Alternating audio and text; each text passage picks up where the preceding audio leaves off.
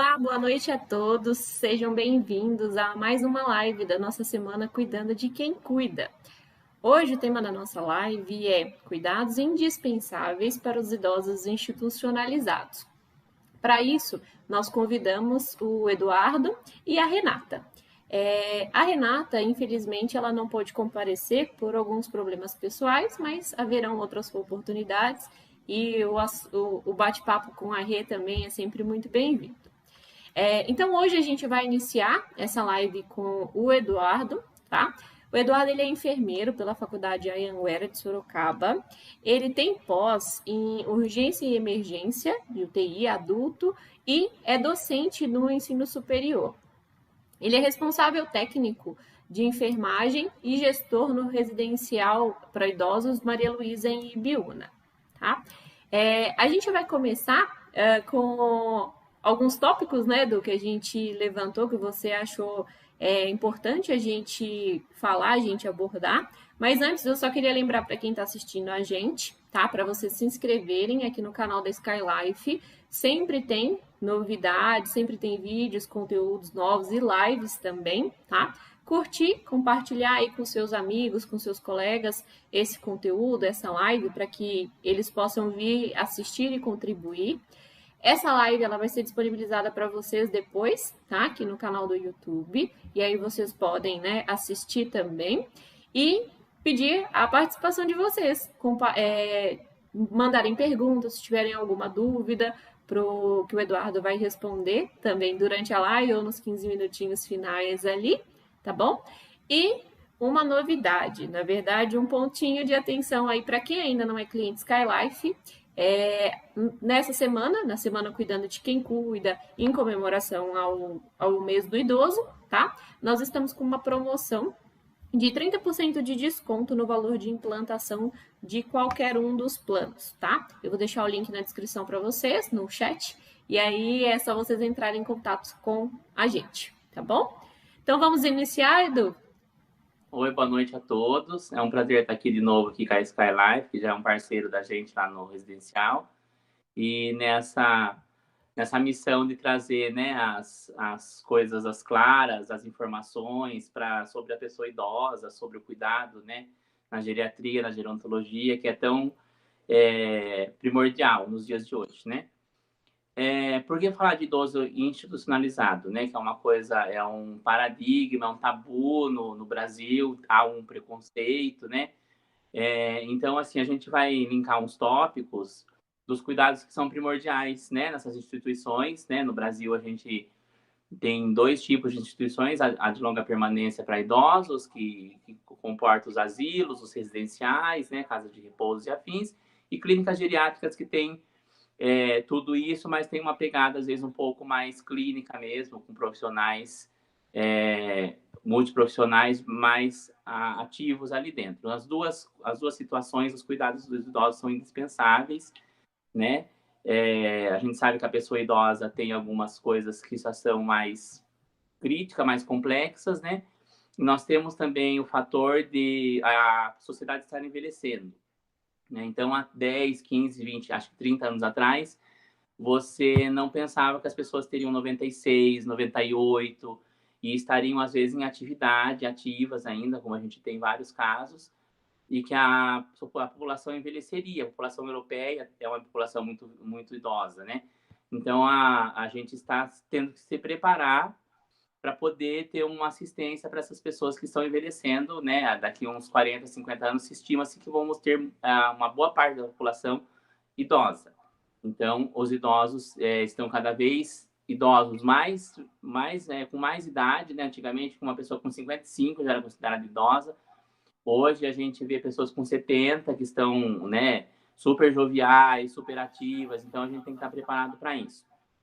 Mas, falando na instituição, a instituição é vista no Brasil como um abandono, onde a pessoa vai terminar o dia com uma cara de tristeza, e não é a realidade. A instituição é uma terceirização do cuidado. Muitas das vezes a família tem um idoso com um grau de demência, com alguma sequela de AVC, ou algum tipo de cuidado específico, e não tem como fazer esse cuidado em casa, né?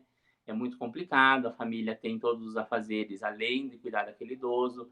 Trazer cuidadores para casa é uma boa opção, mas nem sempre é a melhor opção, porque o idoso às vezes não precisa só do cuidador, precisa ter uma fisioterapia, uma terapia ocupacional, terapias que vão incrementar a terapia medicamentosa e vão ajudar ele.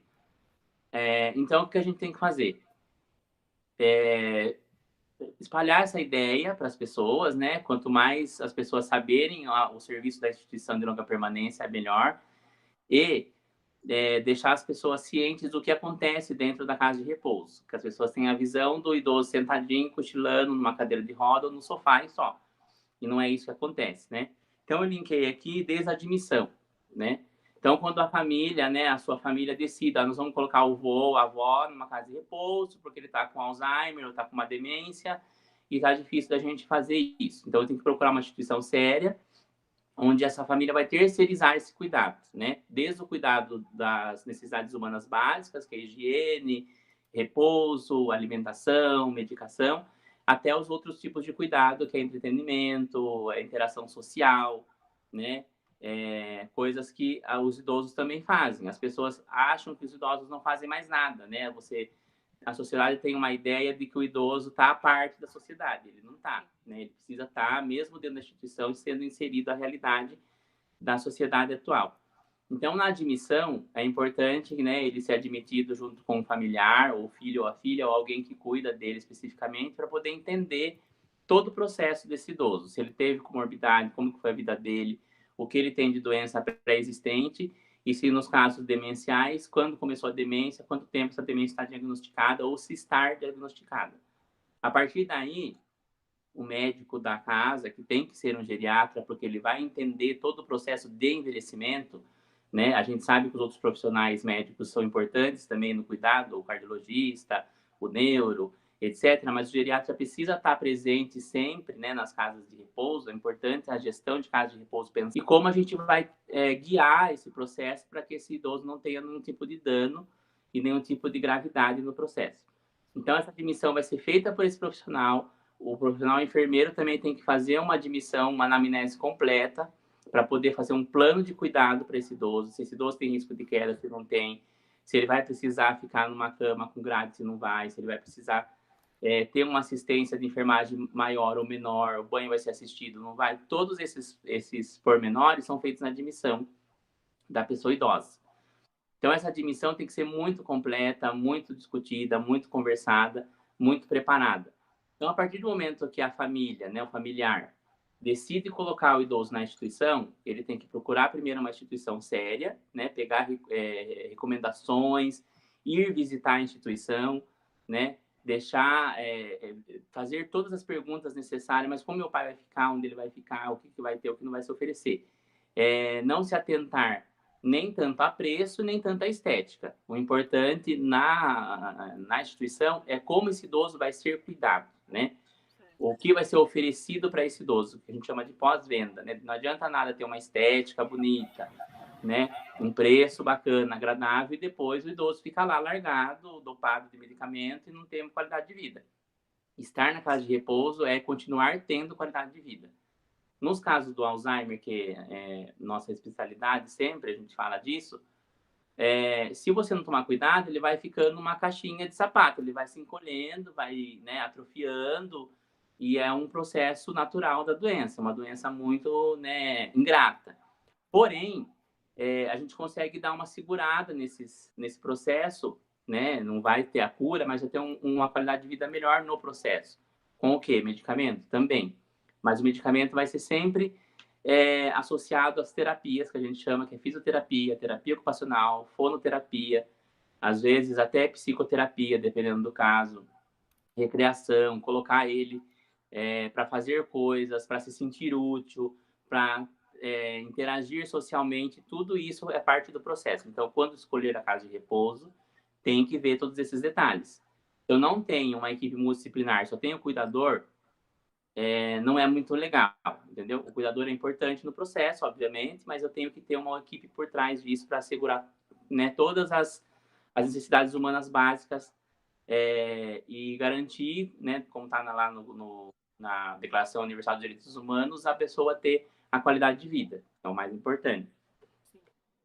Depois que a gente admite, essa equipe multidisciplinar fez toda a avaliação e tudo, né? Começa o processo de entender esse nosso idoso, né? A gente tem que lembrar que uma casa de repouso é a casa dele, é onde ele foi morar, não é um hospital. Então, a gente tem que tomar cuidado com restrições, com regras, rotinas muito acirradas, aonde eu posso, né, quando casa de repouso, flexibilizar, né? A questão que a gente tem casas de repouso dos banhos das 4 da manhã, por exemplo, que eu já vi várias. Então, assim, é uma coisa um pouco que a gente fala em humanização e depois a gente não pratica, né? Então, se o idoso não tomava banho às 4 da manhã em casa, ele não precisa tomar banho às 4 da manhã na casa de repouso também. Então, assim, a gente tem que ser ao contrário. A gente tem, né, muito disso, o profissional tentando adequar o idoso à realidade, à sua realidade. Tem que ser ao contrário. Você tem que se adequar à realidade do seu idoso. Se ele gostava de tomar banho antes de dormir, ele vai tomar banho antes de dormir. Obviamente que a rotina tem que existir, porque é difícil, o trabalho às vezes é árduo, mas você tem que se flexibilizar aqui e segurar lá. Né? Idosos, não quero tomar banho, não gosto de tomar banho. Aí você tem que buscar essa informação, né? Eu já peguei idoso que daí depois conversando com a família, não, minha mãe sempre tomou banho um dia sim, um dia não, né? A vida toda. Então, com 90 e poucos, ela não vai tomar banho todo dia, né? Então, você vai obviamente, você não vai deixar um idoso sem tomar banho 1 mês, 2 meses, porque a higiene faz parte do processo de saúde e doença. Mas você tem que respeitar a cultura, o idoso veio de outra cultura, o idoso veio de outro estado. Então, tudo isso faz parte da institucionalização, né? De estar dentro da casa de repouso. Então, esse é o segundo passo do processo, né? Você entender, né, os hábitos alimentares, né? Eu tenho um idoso lá que separa a cebola no prato, entendeu? Com 90 e poucos anos e não gosta de cebola e fazer o quê? Não gosta, né? A gente tem as restrições quando você tem diabetes, colesterol, tem que tomar esse cuidado. Mas não virar um exército, né? Às vezes acontece muito de virar o quartel-general, né? O idoso tem que fazer sentido de manhã, levantar, tomar banho, comer no horário certo. E a nutricionista, às vezes, da instituição, ela pensa muito em restrição. Então, assim, sempre tem que ter esse cuidado, porque a gente sempre tem que, com todo o cuidado clínico, não esquecer que o ponto base é a casa dele é ali.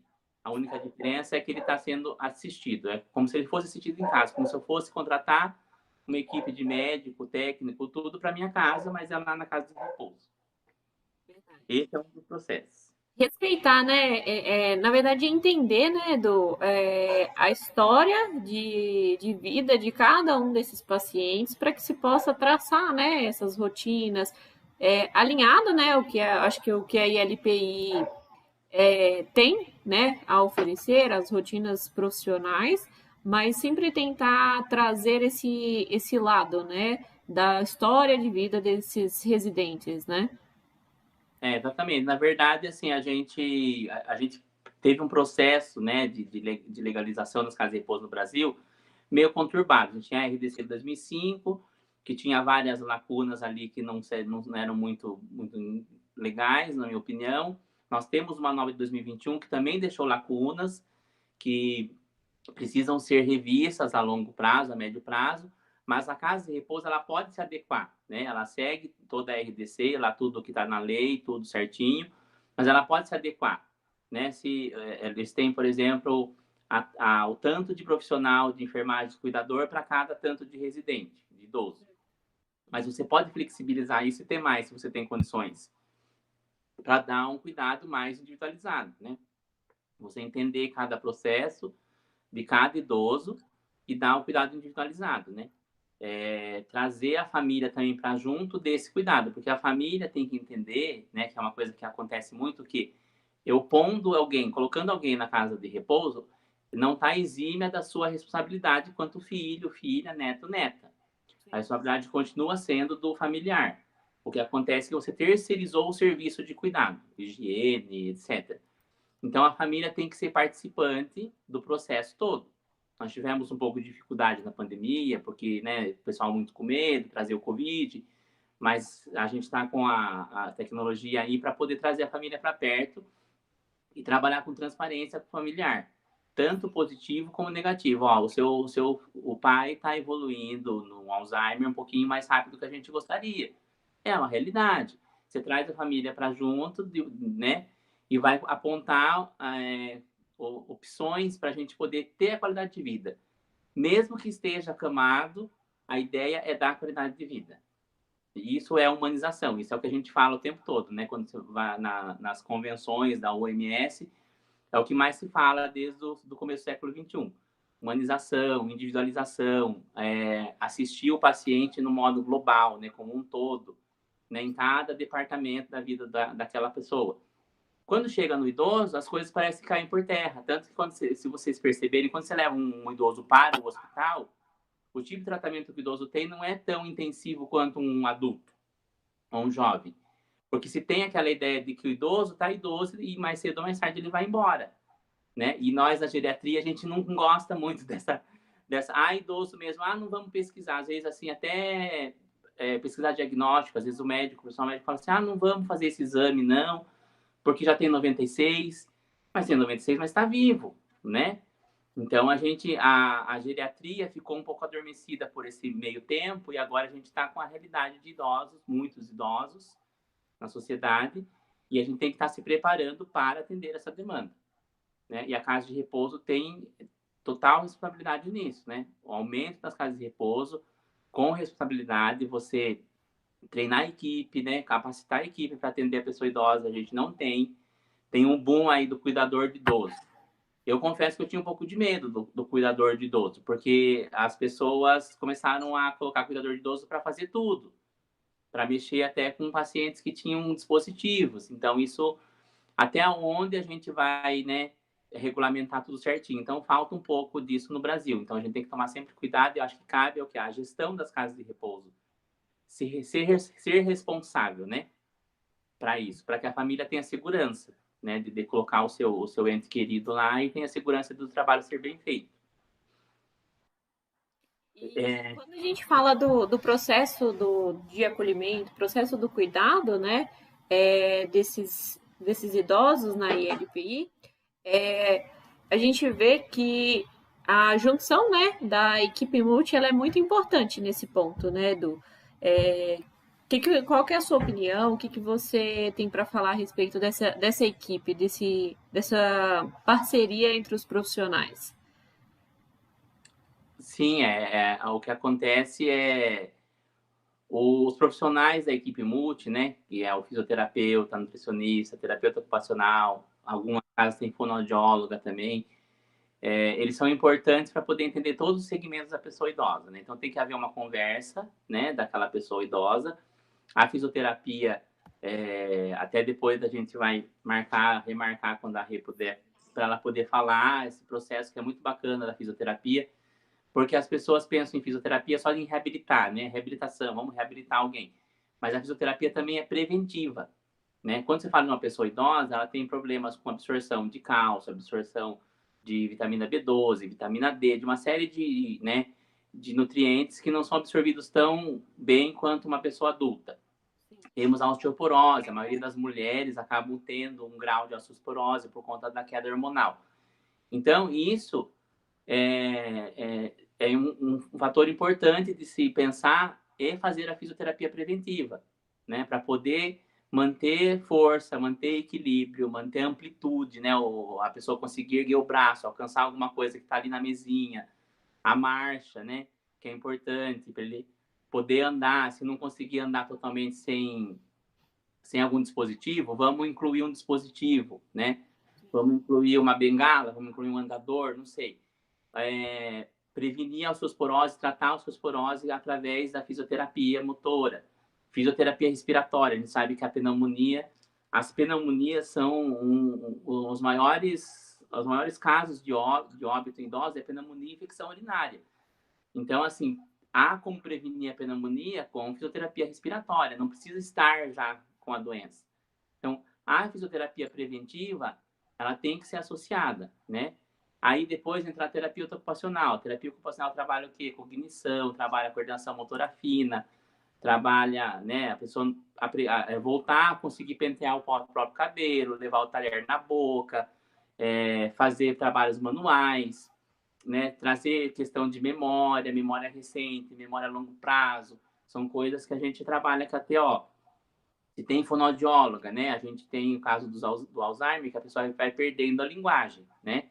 Vai se desaprendendo muita coisa.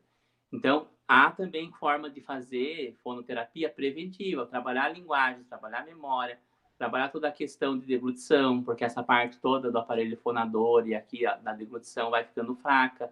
A pessoa tem mais probabilidade de engasgo. Idosos são campeões para engasgar, né?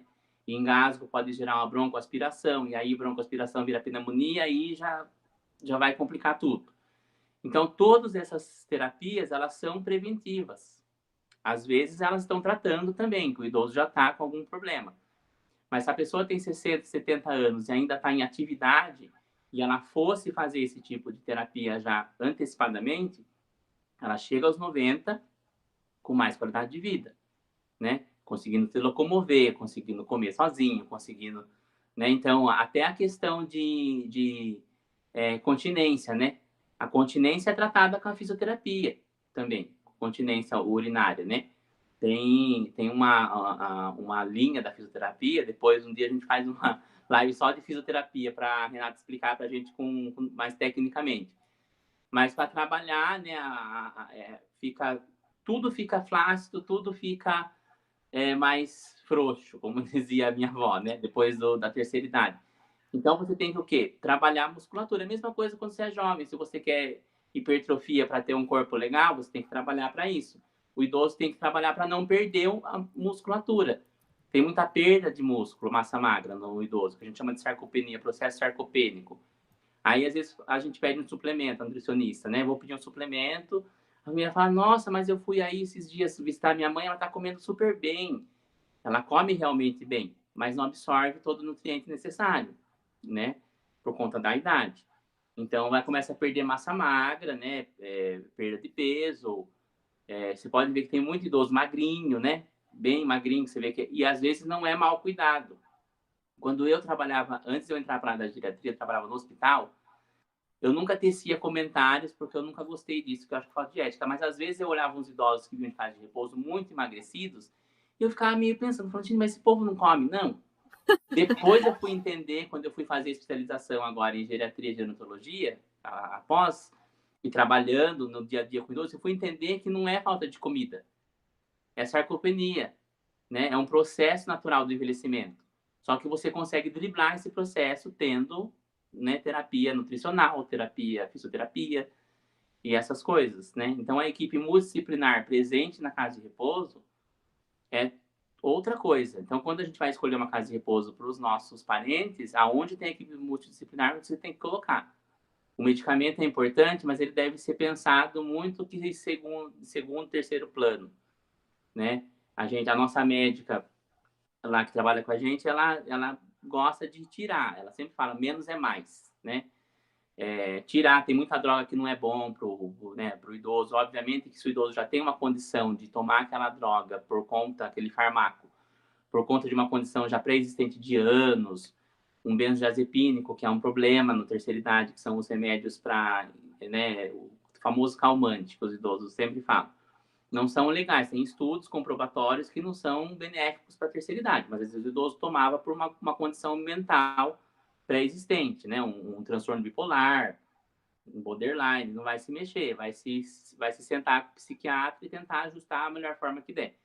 Mas o idoso que não tem nenhum tipo de condição mental e depois na terceira idade alguém dá um Rivotril, por exemplo, tem que pensar, opa, peraí, vamos pensar qual será o benefício para ele. Será que vai ter benefício?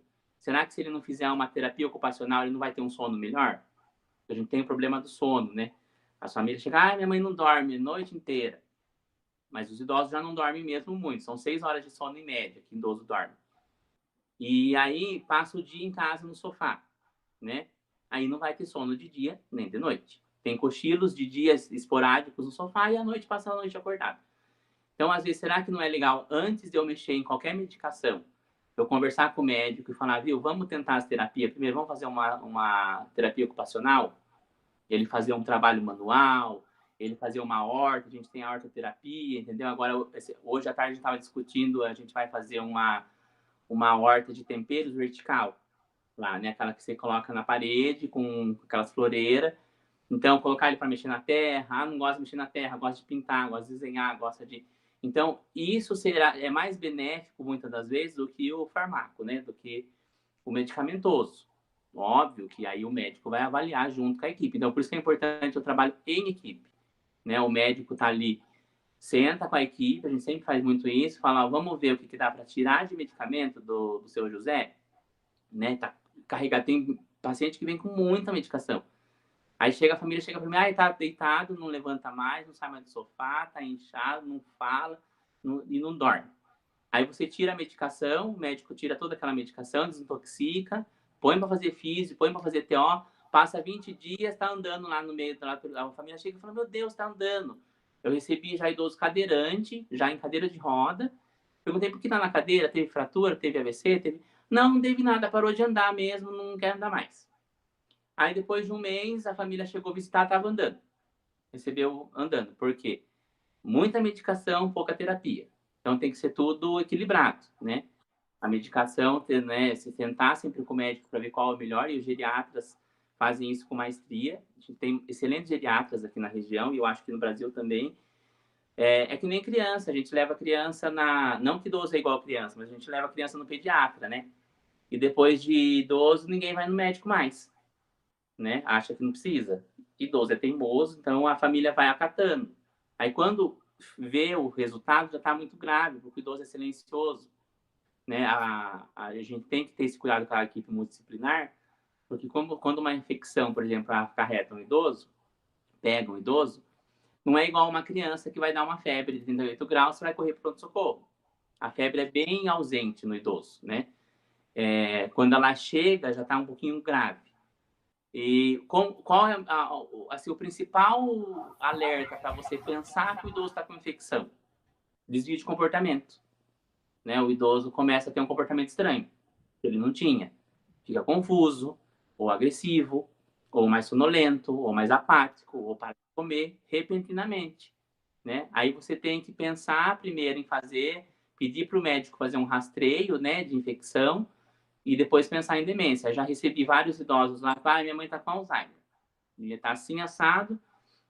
Aí na primeira consulta com a médica geriatra, ela pediu os exames, né, para fazer um rastreio de infecção, era infecção urinária. Tratou, o Alzheimer foi embora junto, porque não era um Alzheimer, uma demência, né? A gente chama de... Até teve um post no blog sobre isso, delírio, né? Que é aquele estágio de delírio que o idoso com infecção tem. Achei bem legal. Eu não lembro quem fez o texto, até esqueci. Se eu não me engano, foi a Renata mesmo que Eu nos acho que convidou foi para a mesmo. live de hoje. Exatamente. Então, assim, isso é uma realidade. E às vezes na casa a pessoa não consegue identificar. Aí chega para mim, peguei vários idosos que chegaram já com infecção urinária grave. Chegou na cadeira de roda, sem falar, sem entender, confuso, totalmente desorientado. Aí a pessoa falava, minha mãe acho que está com demência, agora ficou com Alzheimer, não sei o que eu vou fazer, trouxe aqui. Aí não dá para avaliar um Alzheimer, fazer um mini-mental com o idoso nesse estado. Tem que esperar ele restabelecer clinicamente. Aí quando você pega o exame, você pega uma infecção urinária que estava ali escondida. Por causa de uso de fralda, uma série de fatores, né? Sobre o post, Edu, só te interrompendo, eu deixei aqui para o pessoal no chat também, tá, pessoal? O post que o Eduardo comentou, confirmando, é da Renata mesmo. Dei uma olhadinha rápida aqui, é da Renata. E aí eu deixei aqui para quem quiser consultar, para quem tiver o interesse em ler um pouquinho e conhecer o blog da Gigi, para quem não conhece ainda. Isso é bem bacana esse post, porque traz essa realidade que as pessoas não sabem disso, né? Às vezes eu recebi um idoso, acho que uns 3 meses atrás, ou 4 meses atrás, que a filha veio falar comigo, falou que ele tinha uma condição já pré-existente de psiquiatria, que tomava remédio e tudo mais, mas estava frustrado, usando fralda e uma série de coisas. Eu falei para ela, mas não está com infecção? Daí ela ficou olhando para mim, ela falou, eu nunca pensei nisso. E naquela mesma semana ela levou no hospital, né, no convênio, e estava com infecção. Aí estava com infecção, o hospital decidiu não interná-lo, mandou para casa para tomar medicação via oral, porque idoso em hospital não é uma coisa que combina muito mesmo. E aí ela resolveu institucionalizar, levar para a gente. Ela falou, ele está com infecção mesmo, então vou deixar nas mãos de vocês. E ele está ótimo agora. Ele chegou teve que vir de ambulância, não falava, confuso em tempo e espaço, né? Então fica difícil o médico daí fazer um diagnóstico de demência, num caso como esse. Então você tem que descartar primeiro o delírio por infecção, para depois você fazer um rastreio, né, de minimento. Aí o médico vai fazer em conjunto com a psicóloga, se houver, com a terapeuta ocupacional também, que faz parte desse processo de detectar a demência e se há demência, né, daí faz exame de imagem, enfim, são uma série de fatores que vão ajudar você a fechar um diagnóstico e fazer o plano de cuidado desse idoso. Que é o mais importante. Deixa eu ver aqui que o meu tô sem óculos, não tô enxergando. Ah, lembrei. Aí eu coloquei aqui quanto à gestão, né, da casa de repouso, que eu acho importante na hora de fazer esse processo todo, na hora de escolher essa equipe e tudo. Eu acho que é legal os gestores de casa de repouso ou pessoas que são proprietárias ou querem ter a sua casa de repouso, elas estudarem isso antes, né? Irem em boas casas de repouso para usar como, né, como um guia para entender como que funciona o processo, para cada vez mais ter mais casas de repouso boas e menos ruins, né? Que a gente o preconceito é justificável. A gente tinha e tem ainda infelizmente casas de repousos péssimas, algumas que até são denunciadas, a vigilância até fecha porque enche de idoso, dá sopa de noite de macarrão lavado para o idoso comer, não tem equipe disciplinar. Às vezes você vai ver o cuidador que está lá, não tem preparo para cuidar, e porque custa R$ 2.000, né? E a família não entende que às vezes o valor é agregado a um bom cuidado, né? Tem muito isso. Às vezes as pessoas falam assim, mas R$ 5.000, algumas casas de repouso boas é 5.000, 4.000, mais ou menos isso. Mas tem todo esse valor agregado, né? Então, aonde eu vou pôr meu pai? A gente sabe que a realidade do Brasil é difícil, né? Tem algumas pessoas, infelizmente, tem idosos que não têm condições. Eu sempre falo que eu gostaria que todos os idosos tivessem o cuidado que a gente dá lá na nossa empresa e algumas outras casas de repouso maravilhosas.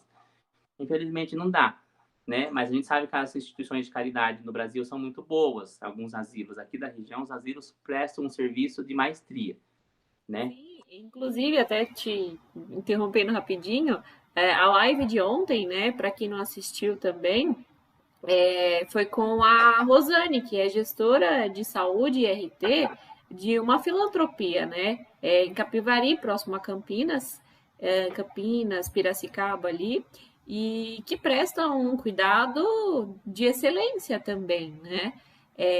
Como você disse, acho que tem que ser observado e acho que mais que nunca, né, Edu, tem que ser denunciado de fato, né? Aquelas que são ruins, que não fazem um atendimento adequado, para que elas não atrapalhem quem está fazendo um trabalho digno, né? Também, eu acho que tem esse ponto. Se você for num local que você viu que tem alguma coisa de errado, né? Já se observa. Se você quiser até comentar um pouco sobre isso, eu acho que cabe um pouquinho também. Que foi observado algo fora ali do bom, né, das boas práticas, acho que isso deve ser pontuado também. Eu acho que a gente aprende no certo e no erro, né? A gente vê coisas erradas para poder ver que a gente não pode fazer igual. Eu, em 2020, quando houve a troca de proprietário, né? A gente teve uma troca de proprietário lá na empresa, uma troca super tranquila, né? Por questões de saúde do antigo proprietário, ele acabou vendendo para novos proprietários. Os novos quiseram fazer algumas visitas e algumas casas de repouso para poder trazer ideias, etc. Eu fui em algumas, né? Algumas que eu fui muito bacana. Eu não fui em nenhuma assim que era uma coisa, nossa, que horror, né? Foram casas de repouso com um valor parecido com o nosso, então era bem difícil achar muito ruim. Mas tinha coisas, por exemplo, que eu não concordava, até comentei, né, com a pessoa na hora, a pessoa falou sobre, eu falei sobre a nossa rotina. Por exemplo, alguns idosos nossos podem fazer a refeição, não a principal refeição, almoço, janta, mas refeições, café, essas coisas no quarto. Não o tempo todo, mas a gente dá essa flexibilidade. E aí eu comentei isso numa das casas que eu fui e a moça achou um absurdo, falou que não, porque eles têm que se socializar, né? E não tem, a gente tem dia que tá de saco cheio, que não quer socializar com ninguém, entendeu? Então, as pessoas esquecem disso, as pessoas meio que, como se fosse levar para dentro de um UTI, que tem que estar tudo dentro do quadradinho. Então, assim, algumas coisas que eu não concordei foi isso, né? Óbvio que a gente tenta evitar, porque também é ruim não ter a socialização, e eles levam comida para o quarto e às vezes eles guardam, escondem no guarda-roupa, daí é uma situação assim. Mas às vezes tem, às vezes não querem tomar café, o café da tarde não querem tomar para lá. Tá no quarto, vendo TV, vendo filme, a gente leva, serve o café no quarto. Então, isso também eu achei, eu vi em algumas casas, a questão do banho, que eu sempre achei um absurdo tomar banho 4 horas da manhã. Isso até no hospital. Trabalhei no hospital o tempo todo, e no hospital as pessoas tomam banho às 4 da manhã, né, por causa da demanda. No hospital eu já achava um absurdo. Na casa de repouso, então, eu achei um absurdo pior. Né? Quando eu entrei no Maria Luísa, eu entrei com uma proposta. O dono, na época, me chamou porque o que ele tinha pensado não estava dando certo, tecnicamente falando, a parte técnica. Então eu entrei e eu já peguei uma equipe com vícios. Né? Eu cheguei, estava parecendo um trenzinho da alegria. Quando eu cheguei, ser todo mundo enfileirado, de banho tomado, esperando pro café. Daí eu perguntei para as meninas, falei, o que está acontecendo? Elas falaram, a gente começa a levantar umas 4h30 para dar banho. Aí eu cortei, eu falei, não, a partir de hoje vocês vão dar banho depois das 7. Ah, mas eu falei, dá tempo, tem 12 horas. Eu falei, eles não vão embora para lugar nenhum. Daqui, eles moram aqui, entendeu? No hospital, justifica, entre aspas, porque tá tudo acontecendo tudo ao mesmo tempo. Na mesma hora que o paciente está bom, daqui a pouco ele já está passando mal e acontecendo uma emergência. Mas na casa de repouso não tem justificativa de levantar 4h30 da manhã para dar banho, porque ninguém vai para lugar nenhum, né? É 12 horas ali e ali é a casa deles. Então, assim, óbvio que não dá para atrapalhar todo o processo do plantão, porque tem 1000 coisas para fazer. Parece que não, mas tem. E eles aprontam o dia inteiro, né? Onde tem idoso que não está dopado, que é o que a gente sempre... É a nossa máxima, e a minha máxima, entendeu? Idoso e doping, para mim, não combina. Idoso tem que estar aprontando. Então, assim, lá que eles aprontam o dia todo, eu tenho 4.000 metros de tamanho, então eles andam por todo lugar, então é bem complicado, mas tem que ir ajustando, flexibilizando, né? Então, o que a gente fez? Qual é o protocolo que eu criei com a equipe, né? A equipe segue. Os idosos que são grau 2, grau 3, que são mais dependentes, que não têm muito poder de escolha porque a demência já não deixa, nós damos banho primeiro, né? Porque eles não têm, infelizmente, não têm mais como ter preferências. Os idosos que são grau 1 e grau 2 leve, eles escolhem o horário que eles querem tomar banho. Alguns tomam banho de manhã cedo, alguns tomam banho à tarde. Idoso gosta muito de tomar banho cedo porque é uma prática de pessoas dos anos 80 para trás. Eu percebo isso. Tomar banho pela manhã, né? Eu não sabia desse Assim, dado. a minha avó toma 400 banhos por dia, mas assim, de manhã cedo é o primeiro que ela toma, 5h30, 6 horas da manhã. Inclusive, esse inverno, eu tenho uma idosa lá que ela gosta de tomar banho cedo, 5h30 da manhã. Aí eu passei para a equipe que não era para dar banho em ninguém antes das 9. A gente teve um dia aqui que fez menos 2 graus, né? E aí as meninas chegaram de manhã cedo e ela tava brava, falou assim, não, que ela queria tomar banho. Daí o Eduardo falou que não é para dar banho. Ela falou assim, o Eduardo não manda nada. Eu quero tomar banho. Ficou brava comigo quando eu cheguei, ela tava brava, falando assim, que como que eu cortei o banho dela. Eu falei assim, não pode. Falei, pelo amor de Deus, vai tomar banho 5h30 da manhã, você vai pegar uma pneumonia. Porque não tem como. Menos 2 graus fez, imagine. E eles gostam, uns não querem vestir blusa, outros querem ficar com muita blusa, com 40 graus. Então, são todas essas particularidades que a gente tem que ir tentando respeitar e flexibilizar. E deixar eles livres, entendeu? O pessoal fica correndo atrás, né? Eu tinha uma idosa que pulava o portão, para você ter uma ideia. Com 80 anos de idade. Um portão não é alto, um portão baixo, mas ela falava que ia embora, tinha Alzheimer, jogava as trouxas do outro lado e tentava pular o portão. A gente pegava sempre ela no meio do caminho. Mas ela conseguia subir, escalar o portão, né? E aí, algumas casas de repouso que você vai, que eu já tive ex-alunos que foram trabalhar e depois desistiram, a primeira protocolo que fazem é pedir para o médico dar Rivotril, Zolpidem, Diazepam, sei lá, qualquer outra coisa, para não dar trabalho. Mas assim, daí não faz sentido, entendeu? A gente quer trabalho. É para isso que o familiar traz para a gente, né? Porque em casa ele não consegue trabalhar, né? Com ele. Né? Então, não tem sentido. Eu já recebi idoso, só para você ter uma ideia, parece um absurdo. Eu recebi idoso, que a família falou que a casa de repouso ligou para levar embora o idoso, porque o idoso estava dando muito trabalho. É sério. Acredito. É verdade, uns 3 idosos. A família chegou e falou assim: eu saí, a minha mãe estava numa outra casa de repouso e eu tive que ir lá buscar porque a administração ligou para mim, a enfermeira-chefe ligou para mim, falou que minha mãe dá muito trabalho, que minha mãe briga com as cuidadoras e pediu para mim levar embora. Daí não faz sentido para mim, porque a nossa existência é para exatamente a família não ter trabalho. O trabalho tem que ser nosso. Sim. Eu tive uma outra que eu até brinco, ela foi expulsa, entre aspas, da casa de repouso, né? Velhinha que foi expulsa da casa de repouso, porque ela mordeu uma cuidadora, né?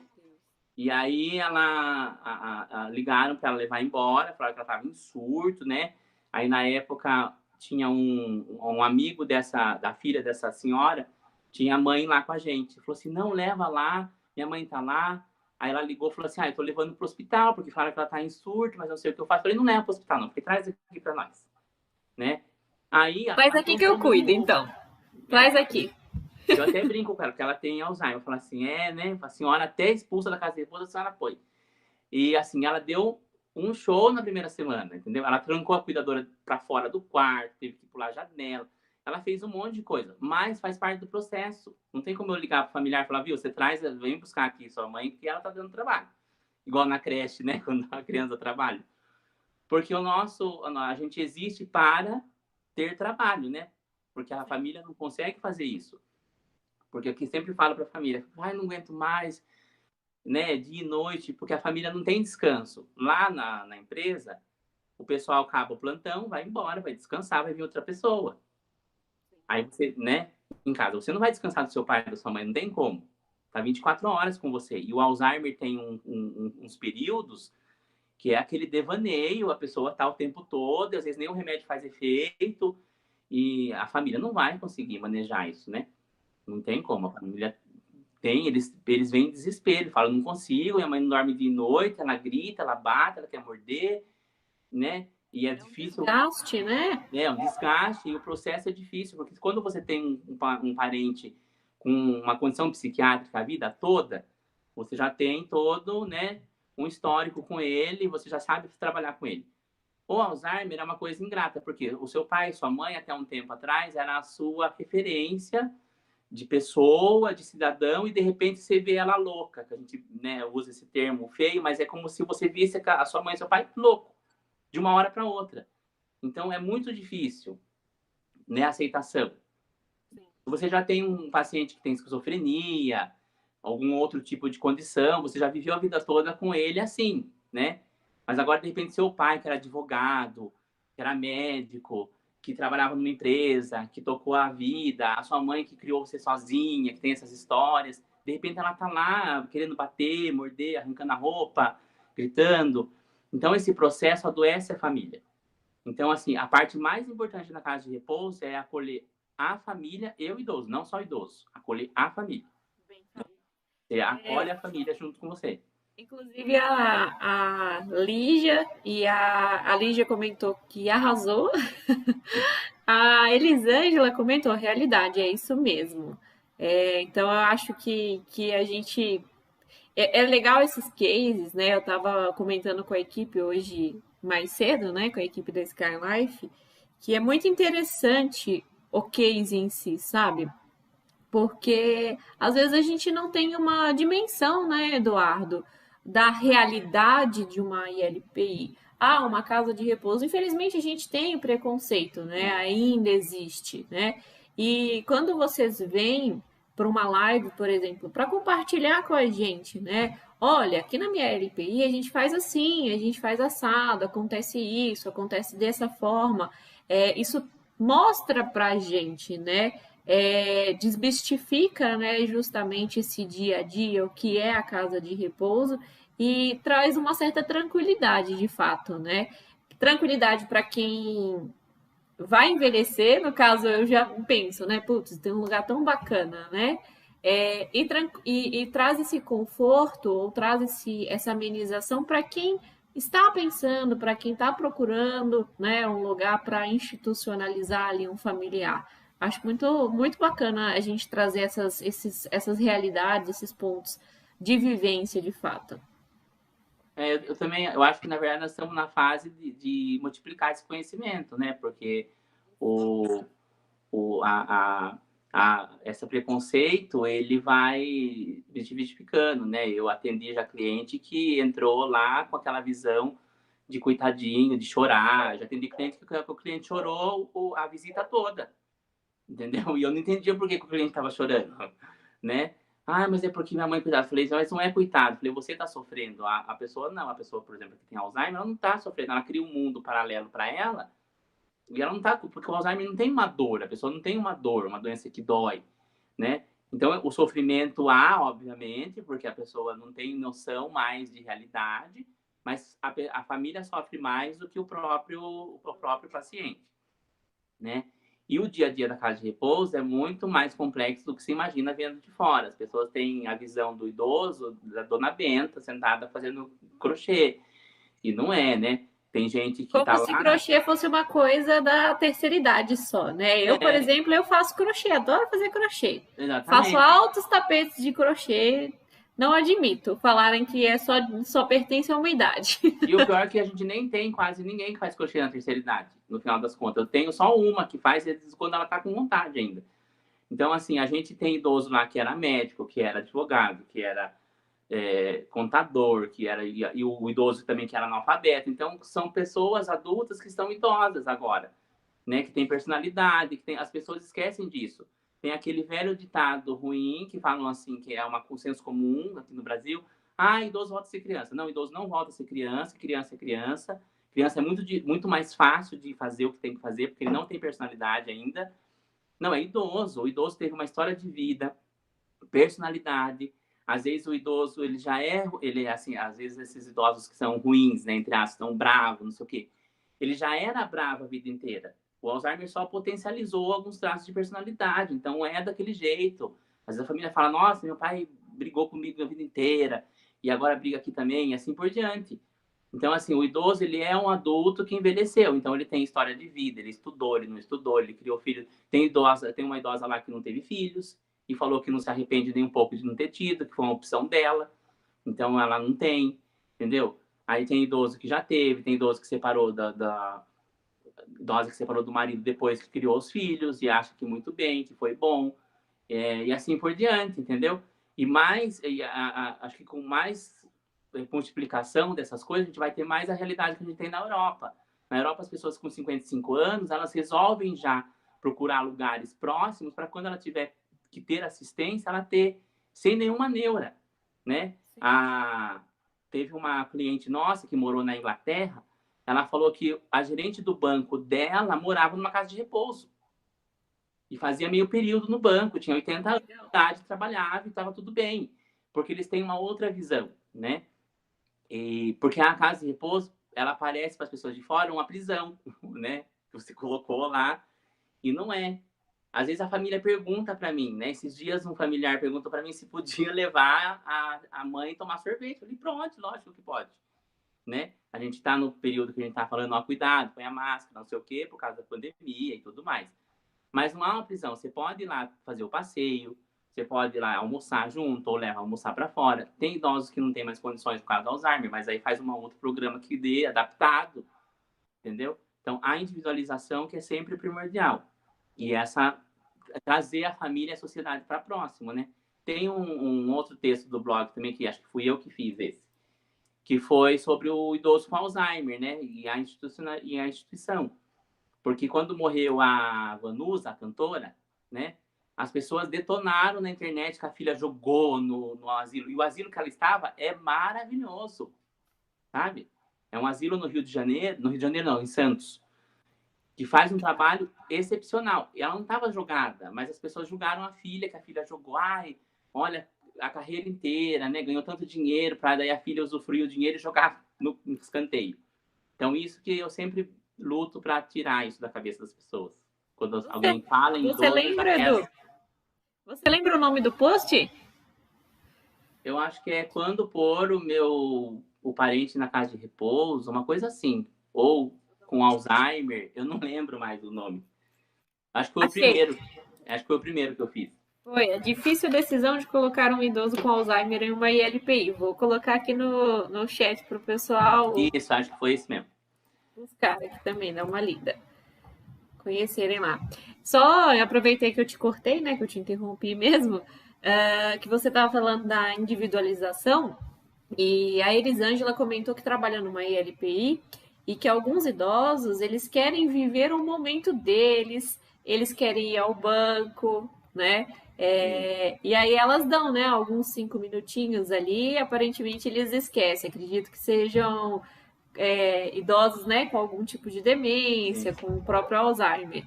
Eu já ouvi um relato mesmo de uma idosa institucionalizada, até, olha eu comentando, que ela trabalhava no banco, né? E aí ela se arrumava todos os dias. Ela levantava, se arrumava e queria ir trabalhar. Aí traziam, né? Às vezes ela esquecia depois de um tempo, às vezes traziam ali até uma notícia para informá-la que o banco estava fechado, que estava de greve, mas a rotina dela era levantar, na maioria dos dias, se arrumar e para ir trabalhar, né? Então eles têm isso, o Alzheimer, a própria demência faz isso, né? Essa rotina, por isso que é tão importante a gente trabalhar, como você disse, a questão da individualização mesmo e da humanização desses idosos. A gente tem que entrar na conversa deles, né? Eu tenho uma idosa desse jeito. Agora ela não está mais andando, porque avançou muito o Alzheimer, mas até um ano atrás ela ainda fazia isso. Ela trabalhava numa multinacional, trabalhava como secretária na cúpula da empresa, nos grandes, no CEO da empresa e tudo, a vida toda. Então ela levantava de manhã, colocava a bolsa, ia lá no refeitório, tomava um gole de café preto e falava que estava atrasada para trabalhar. Entendeu? E a Fujona, que tentava pular o muro, o portão. E assim, ela sempre, ela tem uma classe, fala super bem, fala um português corretíssimo, sempre senta de pernas cruzadas, sabe? E assim, e a gente falava, não, não é hora, ou era sábado, era domingo. E entra na onda deles, entendeu? A gente sempre entra na onda dele, porque o contrariar não vai adiantar no caso do Alzheimer, né? Porque eles esquecem depois de 5 minutos o que eles falaram, né? Às vezes você fala assim, viu, e sua filha? Minha filha não estava aqui. Tava com você. Não, imagine, faz um mês que eu não vejo minha filha. E a Zarda, ela veio 5 minutos atrás. Porque eles têm, ou às vezes eles querem ir embora porque os filhos estão sozinhos em casa. O filho tem 60 anos agora, mas ela acha que ainda tem 9. Então, assim, todo esse processo de cuidado é importante. E eu acho que esse é o trabalho que algumas casas de repouso, que não são referências, querem tirar. Tipo, vamos dopar para não ficar dando esse trabalho, porque tem que andar atrás. A gente corre atrás o dia inteiro. Hoje, por exemplo, eu tenho um idoso que ele anda para cá e para lá e ele fica um pouco ansioso. Uma das nossas cuidadoras, ela vai, ela volta, ela falei, viu, deixa ele andar, porque você vai ficar doido o dia inteiro atrás dele. Porque é o dia que ele quer andar. A gente toma um cuidado, lógico, com toda a prevenção, né, de queda, mas não dá para amarrar o idoso na cadeira que anda. Como é que você vai amarrar ele na cadeira, prender ele na cadeira que anda? Então, tanto que quando eu faço a primeira entrevista com a família, eu falo para eles, falo, gente, aqui não é uma redoma. Tem protocolo de prevenção de queda? Tem. Ele pode cair? Pode. Não tem como. Eu não tenho como evitar 100% que o idoso caia. Eu não gosto que caiam, né? Não é uma prática comum, tanto que faz tempo que eu não tive nenhuma queda, graças a Deus. Mas aconteceu já. Eu já tive quedas de idoso que caiu e fraturou, ou fraturou e caiu, que a gente tem essa questão, que é bem bacana também fazer uma live sobre fratura, que eu acho legal. Até a Rê, acho que tem bem conhecimento nessa área. E tem também, assim, aqueles que caem, tem que dar um pontinho, né? Abre o supercílio, entendeu? Então, eu sempre deixo claro pro familiar. Falo, olha, ele não está numa redoma, ele está assistido, é diferente. Então, ele pode cair. A diferença que você tem que deixar claro pro seu familiar, a diferença de uma casa e de outro é o que? O tempo-resposta. Depois que seu pai e sua mãe caiu, qual o tempo-resposta dele ser atendido? Dele ir lá, ser avaliado, feito uma boa avaliação, levar ele para uma unidade, fazer um raio-x. No nosso caso, a gente traz raio-x lá. A gente tem raio-x lá na empresa. Então, se eu tenho a queda, eu já faço raio-x. Se teve fratura, a gente encaminha para onde tem que ir para o ortopedista ou para o convênio do familiar, né? Então, assim, esse tempo-resposta, caiu, beleza. faz todo o procedimento, protocolo que tem que fazer, faz um raio-x, não fraturou nada, susto, fraturou alguma coisa, vamos tratar. Sim. E a transparência com o familiar, não mentir, entendeu? Eu tive idoso que foi para mim lá, porque na outra casa de repouso havia muita mentira. Escondiam, entendeu? Que o idoso caiu, tentavam mudar dia de visita para não pegar que tá com a testa ralada, entendeu? São coisas que vão tirando a credibilidade e a confiança. Então, a confiança com a família é a primordial. Então, a transparência. Então, eu sempre falo, ó, vamos ser transparentes, pro bom e pro ruim. Se caiu, olha, caiu da cama, né? Eu tenho um idoso que caiu da cama, ele conseguiu cair da cama e fazer com que a cama caísse em cima dele, para você ter uma ideia. Uma vez. Para você ter uma ideia de como eles são, né? Muito tempo atrás disso. Não aconteceu nada porque estava no meio de colchão, no meio de coberta, com grade, com tudo. Só que o que acontece? São coisas, né, que acontecem em 5 minutos, a equipe está preparada para atender, para fazer tudo que precisa fazer, entendeu? Então a diferença é essa. Às vezes a gente faz uma live criando só fantasias, né? Sim. Falando que é tudo Vem muito aqui falar só as bonito. coisas boas. Falando que tá tudo muito bonito, que ninguém cai, que ninguém fica sem comer, que todo mundo come bem. E isso não é realidade, entendeu? Eu sempre falo pro pessoal, vamos sempre mostrar a realidade. As realidades boas, que são, acho que ganham, e as realidades que podem ser não tão confortáveis, mas que são mínimas, né? A gente tem que apresentar sempre no final do ano lá uma planilha, né, com vários indicadores, né? E eu tenho uma baixa taxa de queda, mesmo com 4.000 metros. Porque o protocolo, eu tenho a última vez que alguém caiu foi no começo de 2020, eu acho, no final de 2019, nem me lembro mais. Porque a gente tem esses protocolos que são feitos a todo momento. Então, assim, o idoso está andando por lá, mas sempre alguém tá vigiando, tem câmera, tem um monte de coisa. Tem um dispositivo novo que está no mercado de pulseira, a gente está querendo ver quem que fabrica, quem que faz, para ver se a gente consegue pôr. E você vai tendo ideias e criando coisas, né? Sim. E acho que a gente já está até passando um pouquinho aí, só para a gente finalizar, eu queria que você falasse um pouquinho da questão de problemas, né? Algo que torne esse processo improdutivo, digamos assim, né? Problemas aí que vocês podem enfrentar, a solução que vocês têm, né? Que vocês encontram, para a gente encerrar esse conteúdo. Você diz problemas internos ou de Acho que a modo gente geral? de modo geral, né? Na verdade, assim, não chega a ser problemas, Edu, mas vamos trocar a palavra, desafios, né?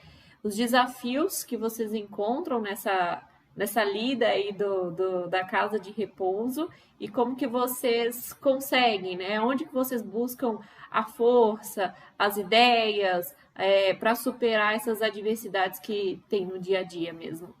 Eu acho que De um modo mais geral. dá para elencar bem breve, sim. Eu acho que assim, um dos desafios que a gente tem é questão de financeira, né? Por mais que seja particular, a gente tem uma desigualdade no Brasil, como eu já falei. Então, assim, para você dar um bom atendimento, tem que ser um pouquinho salgado, né? O valor salgado não, é o justo. Então, tem famílias que não conseguem contemplar isso. Então, isso é um desafio muito grande para você se manter no mercado com um bom trabalho, né? E tem a contrapartida de algumas famílias que não entendem, que até tem a condição, mas acha caro, porque não entende o processo todo. Então, isso é um desafio diário de você fazer a família entender que valor e preço são coisas diferentes, né? Outro desafio que eu acho que é muito do nosso dia a dia é profissional capacitado para a casa de repouso. Nós temos poucos, né? Poucos e, assim, a mão de obra é muito escassa, né? As pessoas acham que casa de repouso é só um quebra-galho. Não levam como uma profissão onde se há aprofundamento, especialização nessa área. Principalmente na nossa área de cuidado, né? Enfermagem e cuidadores. Então, esse é um desafio também que eu estou tentando resolver, ainda não consegui. Mas estou tentando resolver com palestra, com curso, com capacitação, capacitando os que eu já tenho. Mas é bem difícil. Toda vez que eu preciso de um cuidador, eu levo mais de 2 meses para conseguir um cuidador que eu consiga capacitar. Porque não é... Eu posso capacitar, mas ele tem que ter o mínimo de noção e humanização e querer estar ali. Não fazer isso com um quebra-galho, né? Eu vou entrar ali porque eu não consigo um emprego no hospital, vou ficar ali por um tempo e daí eu vou fazer de qualquer jeito. Não. Então é um desafio grande, o preconceito de familiares que faz com que a gente também não consiga fechar mais contratos do que a gente gostaria, porque o familiar vem falar comigo hoje, às vezes depois de uns 4, 5 meses que ele decide pôr, porque fica todo aquele preconceito e o trabalho é bem exaustivo, né?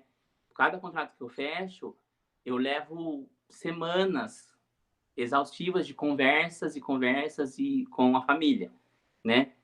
Toda vez, né? Às vezes a família liga até fora da hora porque ela tá naquela transição sem entender, que é um desafio bem grande, na minha opinião.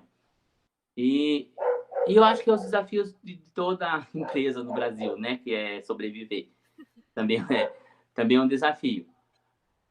Eu acho que esses são os básicos, na verdade, né? E eu acho que são os pilares são a gente, na verdade, para a gente vencer esses desafios é conseguir que as pessoas realmente conheçam o trabalho, o nosso trabalho. Acho que é isso que é o problema, que é o problema central. As Eu pessoas acho não que conhecem. Eu acho que numa próxima, acho que a gente pode abordar, inclusive, esse tema do familiar, né? Esse processo de transição, trazer, né? Como minimizar esse processo, a gente tentar um bate-papo bem bacana a respeito da questão do familiar.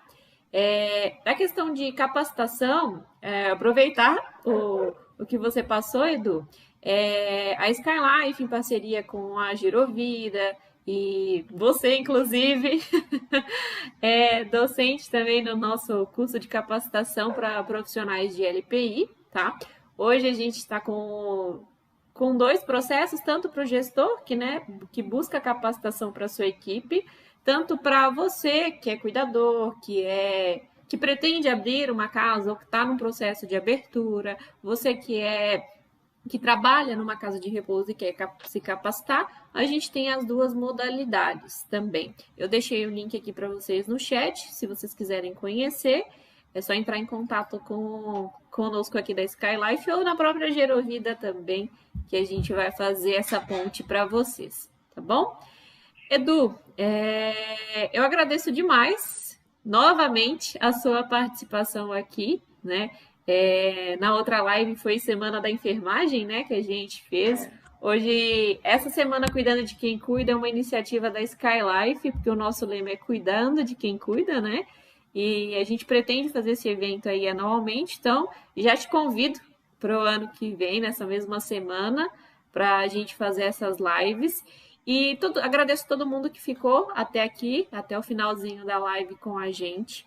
Qualquer dúvida para você que assistiu até agora ou que você não teve tempo de acompanhar até o final, deixa os comentários aqui embaixo que a gente vai respondendo vocês também na medida do possível aí, tá? Então, de novo, agradeço o Edu, que se disponibilizou para esse assunto, para compartilhar um pouco da vivência com a gente e todos vocês que nos assistiram até agora. Eu agradeço o convite, acho bacana, né, a gente trazer isso à tona o tempo todo. Para mim é um desafio novo, porque as mídias assim digitais não era muito meu forte. Mas vamos aprendendo, né? Eu queria agradecer, né, a minha equipe, sempre eu gosto de agradecer a minha equipe lá do Maria Luísa, que tá todo mundo aqui, hein? Todo mundo tietando aqui no chat. Eu acho que eles são mesmo. Eu queria agradecer eles, porque sem eles o meu serviço não seria completo, né? Eu preciso deles para que tudo crie forma. Então, eu queria agradecer bastante, mandar um abraço lá para os residentes, que tem alguns de nós assistindo, eu tenho certeza que eles gostam de ver. Para a direção, né, do Maria Luísa, que também a gente está sempre tentando buscar o melhor. E a Skylife, que a gente é super parceira aí, me ajuda pra caramba. Quem tá assistindo aí que tem casa de repouso tem que colocar, porque, nossa, reduziu o tempo que eu perdia fazendo um monte de coisa. Então, acho que é isso. Acompanha a gente nas redes sociais lá, eu não lembro de cabeça, mas depois você coloca aí o do Maria Luísa e... Eu coloquei o site do Maria Luísa. Ótimo. Daí o pessoal acha o nosso Instagram e o nosso Facebook. Que lá tem os ícones para vocês acessarem, tá, pessoal? E curtirem as redes sociais aí do Maria Luísa também. Isso. Da Skylife também, do blog, do curso. Isso. Todo mundo lá, hein? E fica o convite para quem quiser conhecer pessoalmente também, a gente faz visita monitorada por causa da pandemia, mas a gente faz a visita monitorada bacaninha. Só entrar em contato, Edu, no telefone que está aqui no site?